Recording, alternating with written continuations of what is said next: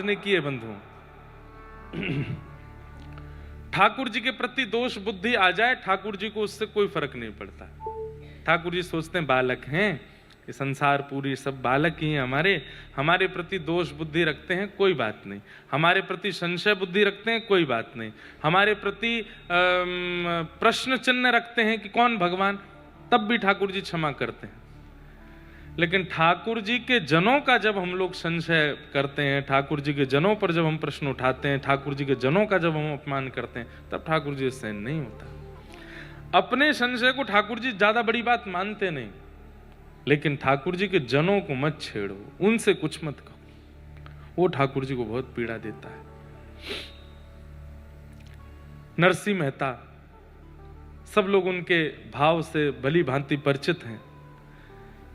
आप सोचिए, किसी भी भक्त का चरित्र उठा करके देख लीजिए और मुझे ला करके दे दीजिए कि महाराज जी इनका समाज ने अपमान नहीं किया, सबका किया। नरसिंह मेहता जी के साथ तो इतना आगे तक चला गया समाज। नागर वंशीय ब्राह्मण थे श्री नरसिंह मेहता जी, जूनागढ़ गुजरात में निवास करते थे। केवल इसलिए उनको अपने समाज, अपनी जाति से बहिष्कृत कर दिया क्योंकि वो नृत्य करते थे कीर्तन में, क्योंकि वो ठाकुर जी के श्रृंगार रस का गान करते थे। ठाकुर जी के हर प्रकार का रस है, वीर रस भी है, सौम्य रस भी है, ज्ञान रस भी है, वैराग्य रस भी है, और हम आप सब लोग जो चर्चाएं ज्यादा सुनते हैं वो ठाकुर जी का श्रृंगार रस है, ठाकुर जी का प्रेम रस है। तो उस काल में नरसिंह मेहता प्रेम रस, श्रृंगार रस गाते थे, तो लोग इसलिए उनका अपमान करते थे। गोपियों के संग रास कर रहे हैं, इस विषय को नरसिंह मेहता गाते थे तो लोग बाग उनकी अवहेलना करते थे। प्रिया जी के साथ ठाकुर जी निकुंज में क्या लीला कर रहे हैं, इस रस को नरसिंह मेहता गाते थे तो लोग बाग उनका अपमान करते थे। और कभी कभी कीर्तन करते करते जब नृत्य करने लगते थे, तब तो महाराज सबने कहा अब तो अति हो गई, तो क्या करें। तो नागर वंशीय ब्राह्मणों ने मिल करके नरसिंह मेहता जी को अपने कुल जाति से बहिष्कृत कर दिया कि हाँ अब तुम हमारी जाति के नहीं हो। नरसिंह मेहता बोले मेरा दोष? बोले क्योंकि तुम नृत्य करते हो, तुम गाते हो, और गायन में भी ठाकुर जी का श्रृंगार रस गाते हो, इसलिए हमको यह शोभा नहीं देता। जिन जिन लोगों ने नरसिंह मेहता जी को बहिष्कृत करने के लिए अपील की थी अपने समाज के बड़े लोगों से, वे सब लोग नगर के बाहर जो वैसा नृत्य होता है वो देखने जाते थे, उसमें राजी होते थे, उसमें प्रसन्न होते थे, उन गानों को सुनकर के सुखी होते थे। और नरसिंह मेहता जो ठाकुर जी का रस गाते, उनका बहिष्कार करवा रहे थे। नरसिंह मेहता बड़े प्रसन्न होकर के लौटे घर को, तो किसी ने रास्ते में पूछा आज तो बहुत बुरा हुआ, इतना बुरा नहीं करना चाहिए था आपके साथ, बताओ अपने वंश से, अपने कुल परंपरा और अपनी जाति से ही आपको बहिष्कृत कर दिया। नरसिंह मेहता बोले नहीं बहुत अच्छा हुआ। बोले क्यों? पहले परिवार ने घर से निकाल दिया तो परिवार का बोझ चला गया सिर से, उसके बाद भाइयों ने अवहेलना कर दी तो भाइयों का भी संबंध टूट गया, एक जाति का और समाज का एक भार और था वो भी चला गया। अब कुछ नहीं, अब मैं अकेला हूं, अब तो और कीर्तन करूंगा और नृत्य करूंगा और आनंद करूंगा। आपका उद्देश्य क्या है, ये बड़ी बात है। नरसिंह मेहता कहते मेरा उद्देश्य ये सब है ही नहीं, ये लोक रंजन करना, समाज की परवाह करना, ये मेरा उद्देश्य नहीं है। मेरा उद्देश्य ठाकुर जी हैं, मैं क्यों चिंता करूं इन सब की। ये लोग लगे हैं लड़ने झगड़ने में, मेरे को खींचने में, मेरे साथ उल्टा सीधा करने में, मेरा ये उद्देश्य ही नहीं। मेरे उद्देश्य श्याम सुंदर है, मैं उससे ना भटकूं बस। और मुझे लगता है ये सब ठाकुर जी ही करा रहे हैं मुझे उन तक पहुंचाने के लिए। तो नरसिंह मेहता जी के पिताजी का श्राद्ध था, घर से निकाल दिया था इनको। लेकिन आपको अब कभी नरसिंह मेहता जी का चरित्र सुनाएंगे विस्तार से। नरसिंह मेहता वृंदावन गए और जब रास का अनुभव किया तो रास में इतना सुंदर इन्होंने कीर्तन गाया कि श्री प्रिया जी और ठाकुर जी दोनों ने अपने पैर का नूपुर उतार करके नरसिंह मेहता के पैर में बांध दिया। और तब ठाकुर जी ने नरसिंह मेहता को अपना, नरसिंह मेहता बोले आपकी याद आएगी तो मैं क्या करूंगा, तो बोले केदारा राग गाओ। राग केदारा नरसिंह मेहता जी को ठाकुर जी ने दिया। बोले जब जब गाओगे तब तब आऊंगा मैं। नरसिंह मेहता ने प्रैक्टिस करके एक आध बार दूर जाके गाया भी तो ठाकुर जी प्रकट हो गए। तो नरसिंह मेहता जी को ठाकुर जी ने, श्री जी ने, दोनों ने अपना नूपुर दिया। दोनों पैर में नूपुर पहन के रहते थे नरसिंह मेहता। जब चलते थे तो गांव के, नगर के लोग हंसते थे, देखो है आदमी नूपुर पहन के छम छम करता डोलता है। अब किसको बताएं वो कि ये भाई ठाकुर जी ने पहना है मुझे। तो नरसिंह मेहता जी का वैभव इतना बढ़ गया, घर परिवार ने तो निकाल ही दिया था, लेकिन जब वैभव बढ़ जाता है तो सब गैर भी अपने मानने लगते हैं। जब आप पे कुछ भी नहीं होता तो सब लोग आपका तिरस्कार करते हैं। जब आपके पास सब कुछ हो जाता है तो अड़ोसी पड़ोसी भी कहते हैं ये हमारे पड़ोसी, हम जानते हैं इनको।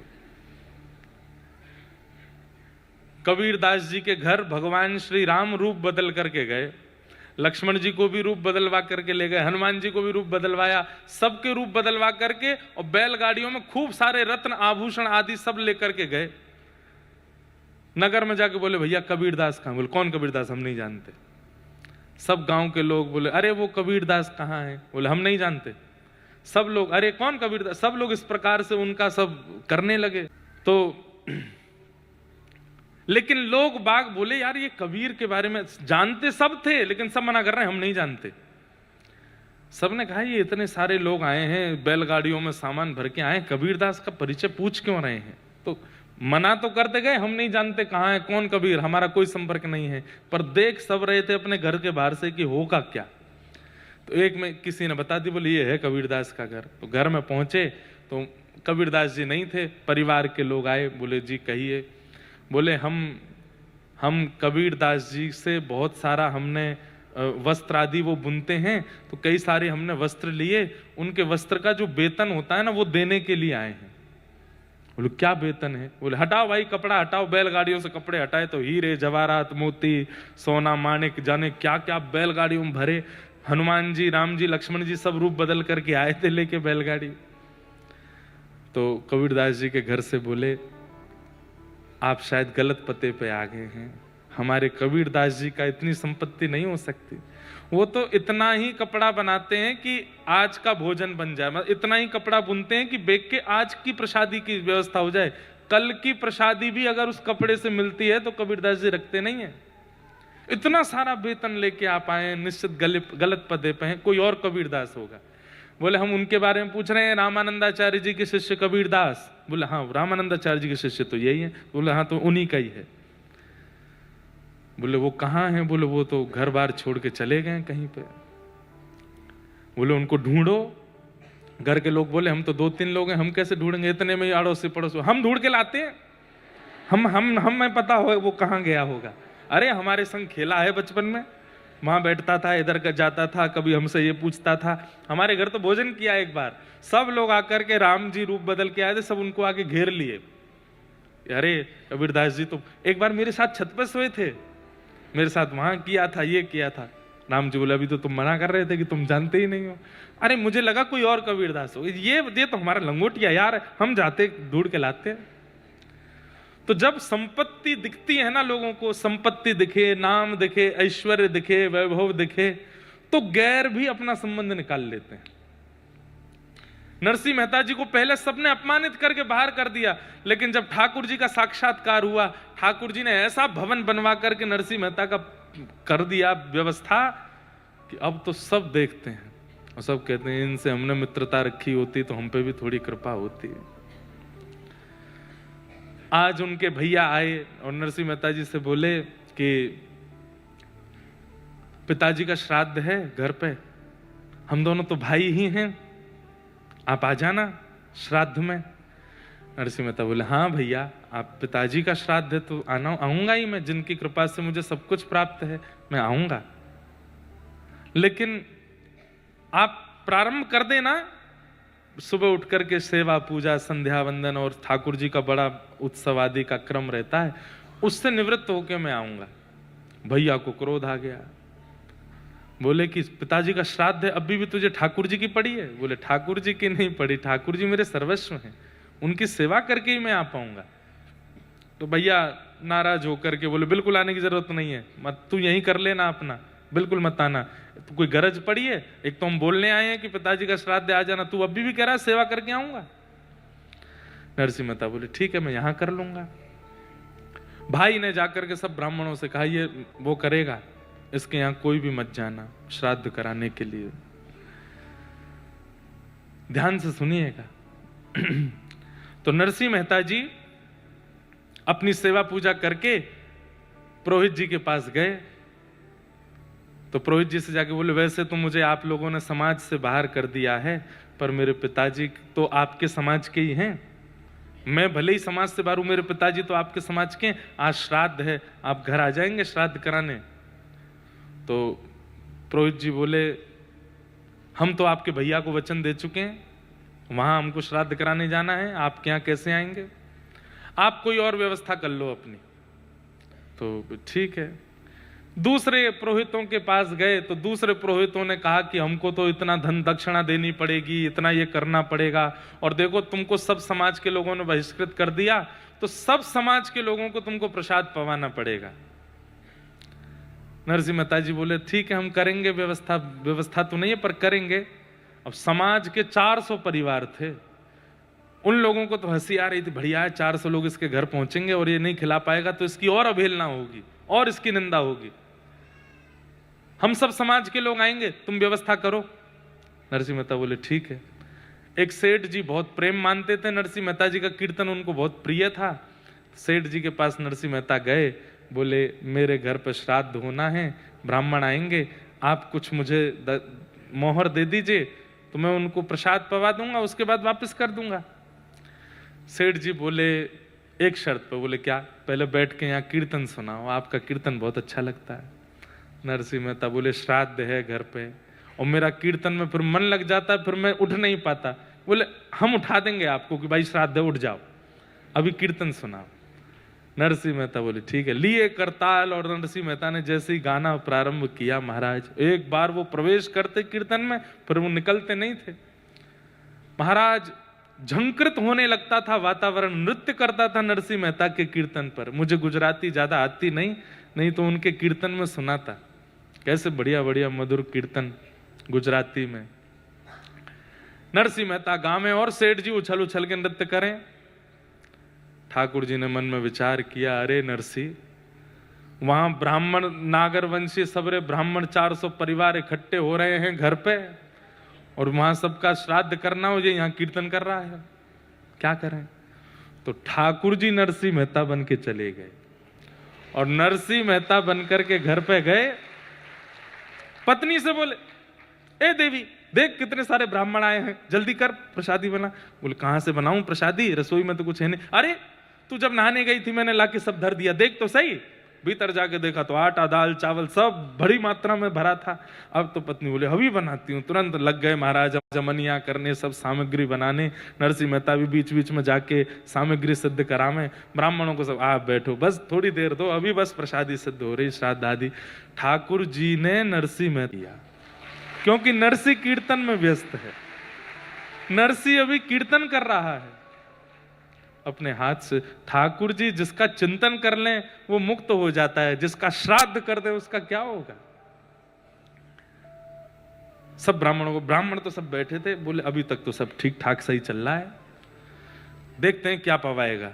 और फिर तो असली तो मजा तब आएगा जब दक्षिणा की बारी आएगी। 400 परिवार के लोग, कम से कम 1,500-2 हजार लोग थे वहां पे, सबको प्रसादी पवा रहे हैं। ठाकुर जी अपने हाथ से सबको खीर परोस रहे हैं, सबको जो जो सामग्री सब परोस करके दक्षिणा की बारी आई। ब्राह्मण देवता बोले अब तो नरसिंह मेहता बहुत बढ़िया पवाया तुमने, प्रसादी दक्षिणा बांटो। जी जो रूखी सूखी हो स्वीकार कीजिएगा। बोले तुम दो तो सही। एक एक पोटली भर करके महाराज उसमें 12-12 सोने की मोहर सबको बांटी ठाकुर जी ने अपने हाथ से। वे जैसे ही दक्षिणा लेवे, बाहर देख के बोले कंकड़ पत्थर भरे हैं क्या? भीतर खोल के देखे तो सोने की। सब नरसिंह मेहता को देखते रह गए। अब तुम्हारा सब आशीर्वाद दें। और कहे नरसिंह मेहता आज तो तुमने आनंद कर, तृप्त कर दिया सबको, सब आनंद कर दिया। अरे आप बस आशीष बनाए रखो, अपना कृपा बनाए रखो, सब प्रसन्न रहो। अब वो सब ब्राह्मण निकले वहां से। वहां थोड़ी दूर पे भैया भी अपने पिताजी का वो कर रहे थे, एक ही पिताजी का श्राद्ध दोनों भैया कर रहे थे। वहां 10-15 बड़े बड़े विद्वान वेदज्ञ नागरवंशीय जो विद्वान थे वो सब वहां पे प्रसाद जीम रहे थे। वहां वेद मंत्र का पाठ चल रहा है, बड़े विधि विधान से सब कुछ चल रहा था। दक्षिणा की बारी आई तो भैया ने, उस काल में सबसे बड़ी दक्षिणा होती थी 1.5 रुपया, और 1.5 रुपया दिया। तो 1.5 रुपया देख करके भी बोले 1 रुपया देते हैं सामान्य लोग, 1.5 दिया है। वाह भाई, आनंद कर दिए भाई नरसिंह मेहता जी के बड़े भैया ने। बोले अब नगर में जाके बताएंगे 1.5 रुपया मिला हमको। जैसे वो सबरे ब्राह्मण निकले, यहां से वो 10-5 ब्राह्मण निकले, सामने से 1,500 की भीड़ आ रही थी। तो सब बोले कहां से भाई इतने सब तुम सब कहां से आ रहे हो? अरे महाराज पूछो मत, नरसिंह मेहता ने अपने पिताजी का श्राद्ध किया। हाँ हाँ आया तो था हमारे पास भी, पर हम तो व्यस्त थे, हमने मना कर दिया। बोले फंस गए आप तो क्यों?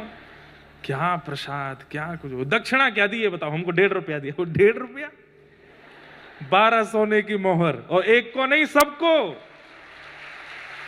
अब तो महाराज वो सब आपस में एक दूसरे का मुंह देखें। नरसिंह मेहता ने दिया। बोला हाँ हमारी तो भाई 1.5 ही हम बहुत समझ रहे थे। बोले महाराज हम लोगों को तो इतना मिल गया कि अब इस जन्म में किसी का श्राद्ध खाने की जरूरत नहीं है, पूरा कुल खानदान चल जाएगा, तुम खाते रहो इसके घर पे ही, हमारा तो नरसिंह बढ़िया है। ठाकुर जी सब कर करा के पत्तल वत्तल दोनों पति पत्नी, ठाकुर जी पति बन गए, नरसिंह मेहता पत्नी के साथ पत्तल उठा करके सब धर के हाथ वाथ जिम के। बोले लाओ देवी अब हमें पवाओ। हाँ बैठो ना।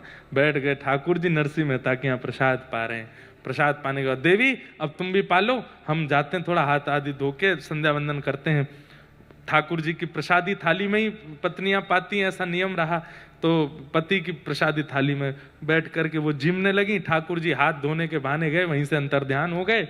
नरसिंह मेहता का कीर्तन वहां पूरा हुआ।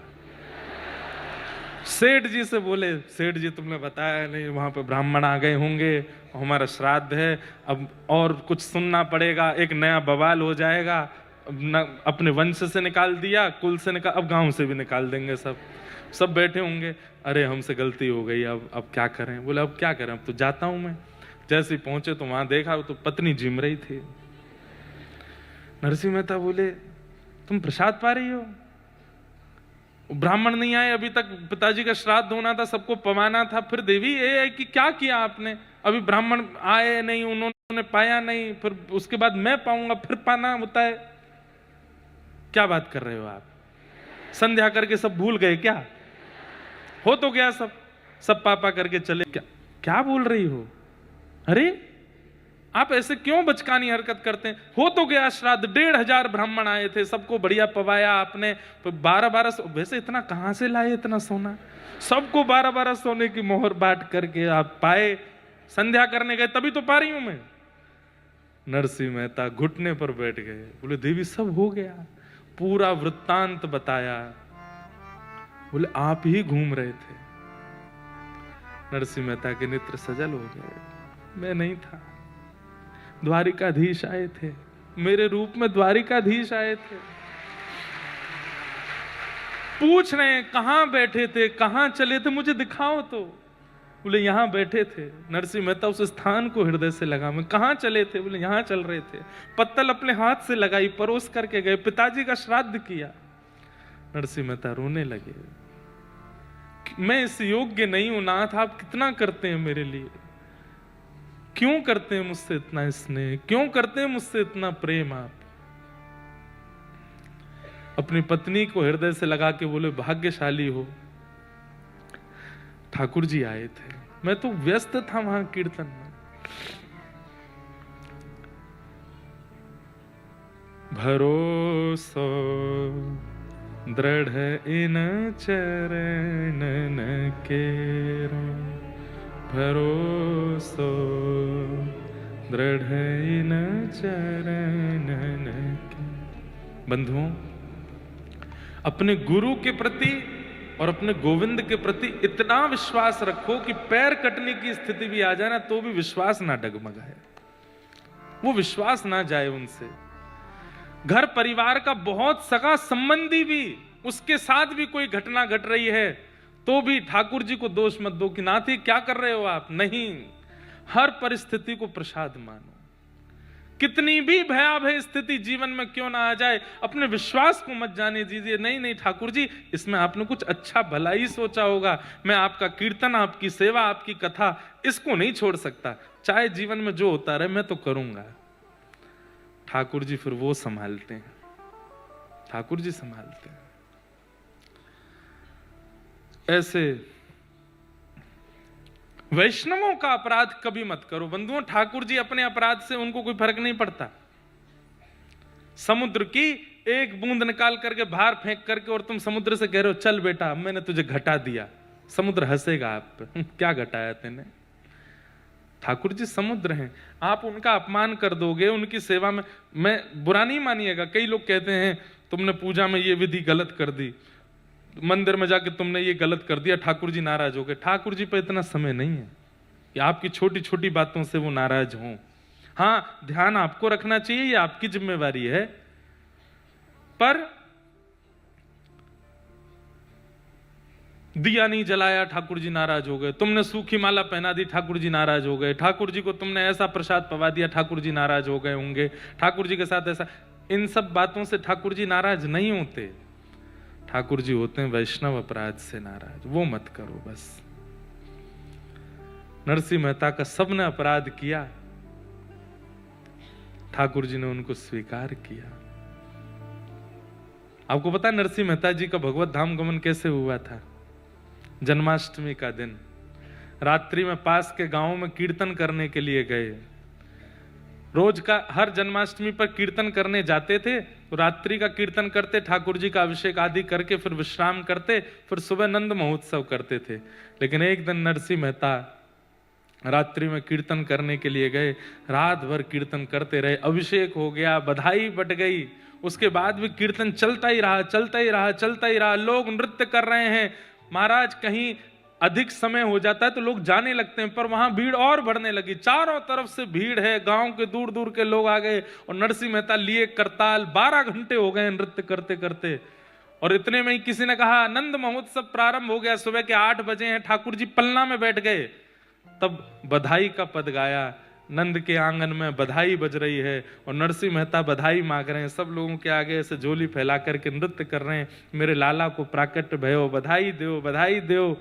इस प्रकार झूमते झूमते, बधाई लेते लेते, कीर्तन करते करते, घूमते घूमते घूमते वहीं पलना के सन्मुख बैठ गए और वहीं ठाकुर जी में विलीन हो गए। नंदोत्सव के दिन ठाकुर जी का कीर्तन गाते गाते ठाकुर जी के भाव में विलीन हुए। ऐसे नरसिंह मेहता। तो वैष्णव अपराध मत करो। इंद्र ने आकर के भगवान से क्षमा मांगी, भगवान ने उसको क्षमा कर दिया। बोले कोई बात नहीं ठाकुर जी, मैंने बहुत गलत किया, आप 7 दिन तक खड़े रहे। भगवान बोले कोई बात नहीं, ठीक है, क्षमा। कल ब्रह्मा को क्षमा नहीं किया, आज इंद्र को क्षमा कर दिया। क्यों? क्योंकि ब्रह्मा ने ग्वाल बाल ब्रजवासियों को छीना है और इंद्र की करनी से सब समीप आए हैं, गिरिराज जी के नीचे आए हैं, सन्मुख आए हैं, इसलिए इंद्र के अपराध को ठाकुर जी ने क्षमा कर दिया। तत्पश्चात बंधु, मन तो नहीं हो रहा मेरा कि मैं कथा विश्राम करूं, लेकिन नियम है अपना, सब क्रम है अपने, सब निभाने हैं। आपको भी अपने कार्यों में रत होना है, नव वर्ष आ रहा है, ठाकुर जी की सेवा पूजा सब प्रारंभ करनी है। हमें भी आगे के कार्य, लाल जी के उत्सव की सब व्यवस्थाओं में जाना है। परंतु इतना सुख मिल रहा है, इतना आनंद आ रहा है कि बस मन करता है कहते रहें, ये विश्राम ही ना हो, चलता रहे ये सुंदर भाव। हमारे धवल जी और इनका पूरा परिवार, पूरा भट्ट परिवार इतने भाव से, इतनी श्रद्धा से इन्होंने ये उत्सव और ये भागवत जी का क्रम रखा, बड़ी प्रसन्नता है चित्त को। ये इस वर्ष की अविस्मरणीय कथाओं में एक कथा है और इसका कारण संख्या नहीं है, इसका कारण व्यवस्था नहीं है, इसका कारण है जो उत्साह हमें प्राप्त हुआ। यहां से भी अधिक भीड़ हो जाती है कथाओं में। भीड़ का मतलब कथा सुनने वाले कितने, यहां सुनने वाले आ रहे हैं, ये अच्छी बात है। सब सुनने वाले आए, इतने उत्साह में आए, इतने प्रेम में आए, और हम भी बड़े उत्साह में रहे, तो बस यही सुख मिला। अब कथा को ले तो जाना है विश्राम की ओर, तो जल्दी जल्दी हम सब प्रसंग कहेंगे, आप लोग थोड़े थोड़े भाव सुनिए। भगवान का गायों ने नाम रखा गोविंद। एकादशी व्रत की महिमा बताई गई, तत्पश्चात रास पंचाध्याय प्रारंभ हुआ। भगवान पिता रात्रि शरदोत्फुल्ल मल्लिका विक्षरन्तुम मनश्चक्रे योग मायाम उपाश्रिता। सब गोपियों को ठाकुर जी ने आश्वासन दिया है कि मैं शरद पूर्णिमा की रात्रि पर आपको स्वीकार करूंगा। आज वही शरद ऋतु, शरद पूर्णिमा की रात्रि आई। सब गोपियां अपने अपने गृह कार्य में लगी थीं, लेकिन जैसे ही शरद पूर्णिमा का चंद्रमा प्रकट हुआ, गोपियां विचलित हो गईं। बोले, ओहो, ये तो वही तिथि है जिसमें श्याम सुंदर ने हमसे मिलने का वचन दिया है। सब प्रतीक्षा कर रही हैं कि श्याम सुंदर एक बार और बुला दें तो हम जाएं। तब ठाकुर जी ने वेणु का नाद किया और निशम्य गीतम तदनंग वर्धनम ब्रजस्त्रिय कृष्ण गृहीत मानसा आजग्मुरन्योन्यमलक्षितोद्यमा सयत्र कांतो जवलोल कुंडला। ऐसा सुंदर क्लीम शब्द प्रयोग किया है ठाकुर जी ने वेणु में कि जो भी कृष्ण प्रेम में उन्मुक्त गोपियां हैं, केवल उन्हीं को वो वेणु की ध्वनि सुनाई दे रही है। या फिर ऐसा कहो, धुन तो सबको सुनाई दे रही है, पर उस धुन में आमंत्रण का स्वर केवल प्रेमी गोपिकाओं को सुनाई दे रहा है। सबको पता चल रहा है कि कन्हैया वंशी बजा रहा है, लेकिन प्रेमी गोपियों के कान में जाकर के वो धुन कहती है, चल गोपी जल्दी कर, श्याम सुंदर तेरी बाट निहार रहे हैं। और वो गोपी तुरंत दौड़ती है, अपने सब कार्यों को छोड़ करके दौड़ी हैं। लोक लाज मर्याद किसी का भी भान नहीं रखा, दौड़ी ठाकुर जी से मिलने। असंख्य गोपियां वन में पहुंच गईं। ठाकुर जी वेणुनाद कर रहे हैं। तत्पश्चात ठाकुर जी ने देखा, सब गोपियों का स्वागत किया, आने का कारण पूछा। गोपियां कुछ नहीं बोली।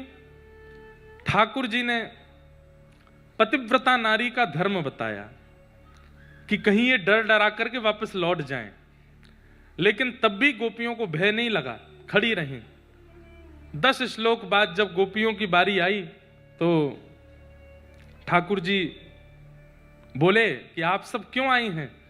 तो गोपियों ने 11 श्लोकों में ठाकुर जी को उत्तर दिया। मैवं विभोर हति भवान गदितुम नृशंसम संत्यज्य सर्व विषयांस्तव पाद मूलम भक्ता भजस्व दुर्वग्रह मात्यजास्मान देवो यथादि पुरुषो भजते मुमुक्षु। प्रणय गीत कहते हैं इसको। ये गुप्त गीत है। 7 प्रकट गीत हैं भागवत में और 7 गुप्त गीत हैं। उनमें से एक है प्रणय गीत। गुप्त गीतों में प्रणय गीत गा करके ठाकुर जी को अपने हृदय का प्रेम बताया गोपियों ने। हम आपसे मिलना नहीं चाहती, आपका स्पर्श नहीं चाहती, आपको देखना नहीं चाहती, बस आपसे एक बार सुनना चाहती हैं कि आपने हमको स्वीकार कर लिया। फिर भले ही आप हमको देखना मत, मिलना मत, छोड़ देना, बस एक बार कह दो कि आपने हमें स्वीकार कर लिया। हम इस वाक्य में पूरा जीवन निकाल देंगे कि आपने कह दिया कि मैंने तुझे स्वीकार किया। कितनी बड़ी बात है बंधुओं। हमारे जीवन में एक बार विठोवा कभी प्रकट होके यूं कह दें, तू मेरो है। फिर भले ही ठाकुर जी कभी नहीं दिखे। एक बार श्रीनाथ जी प्रकट होके कह दें कि तू तो मेरो है। किशोरी जी कह दें तू मेरो है। साधनहीन दीन में राधे। गाइए। साधनहीन दीन में राधे तुम करुणामयी प्रेम अगाध है। करुणामयी प्रेम अगाध है। तुम करुणामयी प्रेम अगाध है। मोहे तो भरोसो है तेरो री किशोरी राधे। मोहे तो भरोसो है तेरो री। और एक बहुत सुंदर पंक्ति है, सब जरूर गाइएगा। भुक्ति मुक्ति ना मांगत केवल। भुक्ति मुक्ति ना मागत केवल। हमें भुक्ति नहीं चाहिए। भुक्ति मतलब संसार में रहते हुए इच्छाओं की पूर्ति भुक्ति है, और मुक्ति मतलब संसार के बाद वैकुंठ की प्राप्ति। हमें नहीं चाहिए किशोरी जी। भुक्ति मुक्ति ना मांगत केवल। भुक्ति मुक्ति ना मागत केवल। क्या चाहिए फिर? अपनो जान संभालो किशोरी राधे। अपनो जान संभालो किशोरी राधे। अपनो जान संभालो किशोरी राधे। अपनो जान संभालो किशोरी राधे। मोहे तो भरोसो है तेरो री किशोरी राधे। मोहे तो भरोसो है तेरो री किशोरी। हमें कुछ नहीं चाहिए श्याम सुंदर आपसे। हम आज सब कुछ छोड़ छाड़ करके आपके सन्मुख इसलिए आई हैं कि बस ये कह दीजिए कि आपने हमें स्वीकार कर लिया। कह दीजिए, बस करिएगा भी मत, बस बोल तो दो एक बार कि आपने हमें स्वीकार कर लिया। ये सुन करके और इस शब्द के सहारे पूरा जीवन जी लेंगी। मत दिखना हमको कभी भी। कैसा प्रेम है गोपियों का। ये संसारी प्रेम नहीं हो सकता। जहां मिलने की इच्छा है, जहां स्पर्श की इच्छा है, जहां वार्ता की इच्छा है, जहां दिखने की इच्छा है, वो संसारी प्रेम है। गोपियों का प्रेम परम पवित्र है। वो कह रही हैं बस आप एक बार बोल दो कि तुम हमारी हो, चली जाएंगी फिर हम। पर्दा कर लेना आप हमसे, मत दिखना।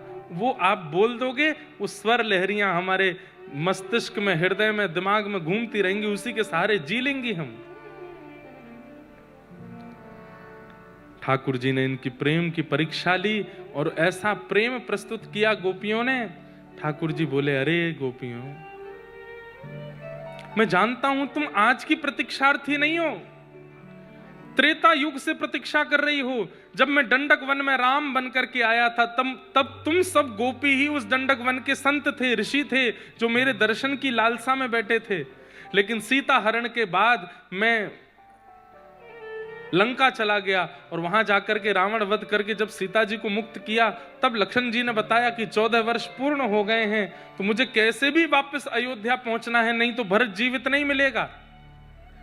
इस कारण से मैं आप लोगों को दर्शन देने नहीं आ पाया था। तब आप लोग ही प्रतीक्षा करते करते करते अपने प्राण त्याग दिए और वही दंडक वन के संत ही व्रज की गोपी बन करके आए हैं। आपकी प्रतीक्षा तो एक युग की है।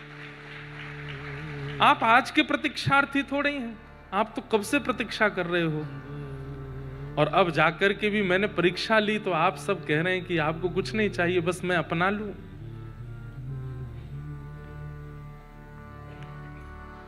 नहीं, आप सब अपनी परीक्षा में निपुण हुई, अब मैं रास करूंगा। रास का मतलब नृत्य नहीं होता। रास का मतलब आपके भाव से प्रसन्न होकर के ठाकुर जी आप पर अनुग्रह कर दें, उसे रास कहते हैं। वो रास कहलाता है। हमेशा आप जाते हैं ठाकुर जी के पास, लेकिन कभी आपकी भावना से ठाकुर जी आ जाएं आपके पास, वो रास है। आप जाते हैं ठाकुर जी के पास, वो रस है, पर ठाकुर जी आ जाएं आपके पास, वो रास है। और एक बात कहूं, अकेले आवे तो रास है, श्री जी के साथ आ जाएं तो महारास है। सूरदास जी के साथ में महारास हुआ है, नरसिंह मेहता के साथ महारास हुआ है, मीराबाई के साथ महारास हुआ है। हम आप अभी रस में ही अटके पड़े हैं, रास ही नहीं हुआ, महाराज तो बहुत दूर है अभी।